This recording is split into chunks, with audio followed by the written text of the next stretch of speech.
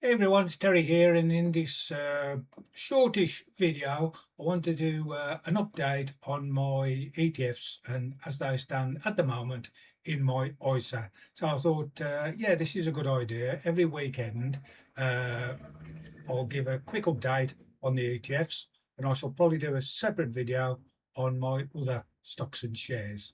So just the housekeeping, just to say, this is just my personal journey. I'm not offering any financial advice, as I'm not a financial advisor. So there we go. These are what I class as my stocks and shares ISA growth builders. Now I suppose all stocks and shares are going to give growth, but these are the main, what I call the concrete foundation growth builders. These are really the ones that set the pace. These are the front runners, and then my other stocks and shares I've got are ones of interest to me that bring in dividends, and what I like to say, add a bit of spice to the investing side of doing the ISA, because with investing it can be boring. You put your money to one side and pretty much forget about it for years. With an ISA you should sort of be looking at 3, 5, 10 years at least, and then more.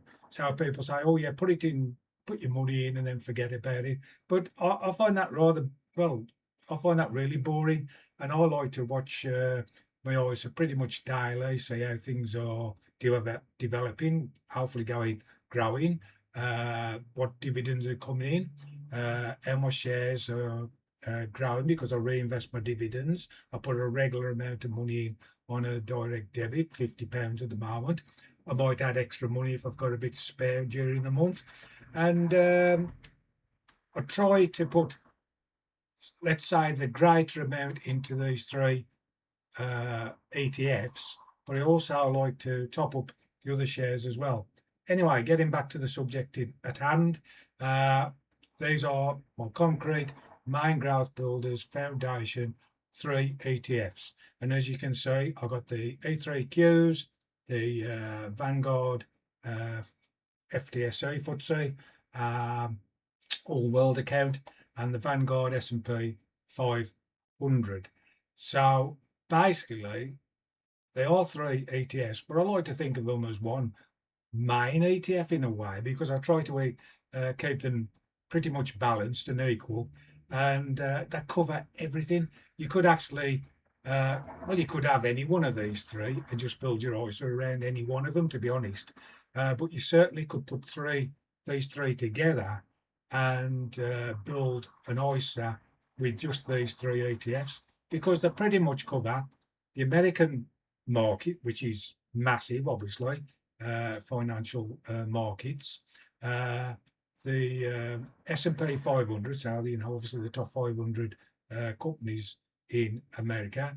They've also focused in on the the Nasdaq 100 top shares, and what's the word I'm looking for?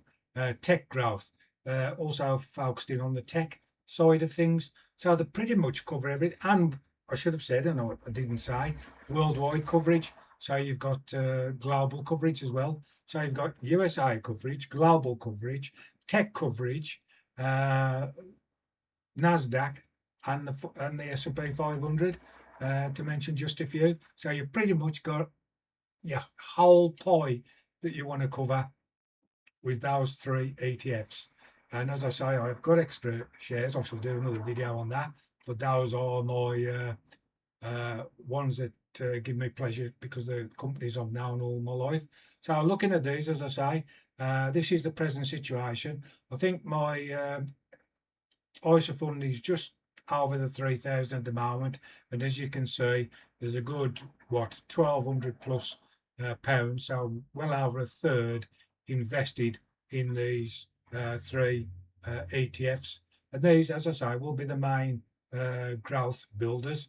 So I shall put a lot of all the money I put in, a larger percentage will probably go into these 3 ETFs than into the other stocks and shares, which I hope you watch the other video because you'll see what stocks and shares I've got in there as well. But yeah, these, as I say, great growth builders, covering all companies, not only USA but across the globe, and that gives you the chance of steady growth. So you're not going to get one particular company that sort of zooms and carries everything away, but on the other hand, you're not going to get one company that fails and drags everything down. You're going to hopefully get a steady growth. Sometimes it's got to be expected that obviously the markets will go down, and it's inevitable that these will take a downward path at some stage, but they'll go back up again. And as I always say, the main thing is not so much that if the market goes down, it's a bad thing, because that gives you a greater opportunity for the same amount of money that you would have bought some of these ETFs. You can buy even more percentage or bigger percentage of stocks and shares. So in a way, if the market goes down, that's somewhere we can capitalise on that downward dip. And then, as it goes back up again, we got more shares that we bought at a smaller price. So yeah, so this is the weekend, 6th of June, D-Day, a day we must remember for all those who gave their lives to give us the freedom we enjoy today. So yeah, this is this first one of this weekend videos, and I shall just do them as I can each weekend, and then hopefully we can follow the journey over the coming weeks, months and years, and see how things have progressed. And I think it'll prove to be a fascinating journey. So I hope you've enjoyed that short video. If you have, obviously, please subscribe, like and follow, and let's get a bit of excitement into investing in ISAs, and let's enjoy each and every day, and enjoy this as I do, like a hobby, and get fun out of watching it each and every day. So thanks for watching, and see you in the next video really soon.